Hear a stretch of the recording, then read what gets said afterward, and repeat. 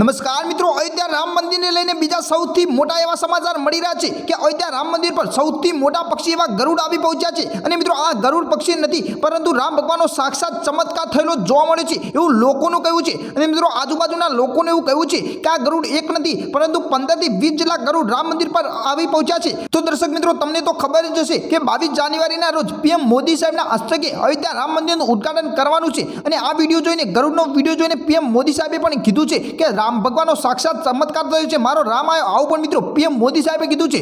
ખરેખર રીતે મિત્રો આ વિડીયો વિશે તમારું શું કહેવાનું થાય છે ફટાફટ નીચે કોમેન્ટમાં દર્શાવી દેજો। મિત્રો અયોધ્યા નગરીના ગલીઓમાં હાલમાં ગરુડ વિશે ચર્ચાઓ ચાલી રહી છે, કારણ કે મિત્રો આજ સુધી ક્યારેય પણ બાજુબાજુના લોકોએ પણ કીધું છે કે 20 થી 25 વર્ષ સુધી અમને ક્યારેય પણ ગરુડ જોવા મળ્યા નથી અને ગરુડની પ્રજાતિ લુપ્ત થઈ ચૂકી છે અને બીજા દેશોમાં જોવા મળે છે, પરંતુ ભારતમાં ક્યાંય પણ ગરુડ જોવા નથી મળતા, ગીધ જોવા મળે છે। અને આજ રામ મંદિરનું ઉદ્ઘાટન 22 જાન્યુઆરીના રોજ એટલે કે ખૂબ જ નજીક આવી રહ્યું છે, તો રામ ભગવાનનો આ સાક્ષાત ચમત્કાર થયેલો જોવા મળ્યો છે। અને ખરેખર રીતે મિત્રો 15 થી 20 ગરુડ એકી સાથે દેખાવા એ કંઈ મિત્રો નાની મોટી વાત નથી, આ મારા રામનું નામ હોય તો જ શક્ય છે। અને રામભૂમિમાં આ ગરુડ દેખાવાથી મિત્રો હાલમાં સૌથી મોટો, દુનિયાનો સૌથી મોટામાં મોટો ચમત્કાર ગણાયો છે મિત્રો। અને રામની ગલીઓમાં એટલે કે અયોધ્યાની ગલીઓમાં આ ગરુડ વિશે ચર્ચાઓ ચાલી રહી છે અને અયોધ્યાની નગરીની ગલીઓમાં હાલમાં જય શ્રી રામના નારા પણ લગાવવામાં આવી રહ્યા છે।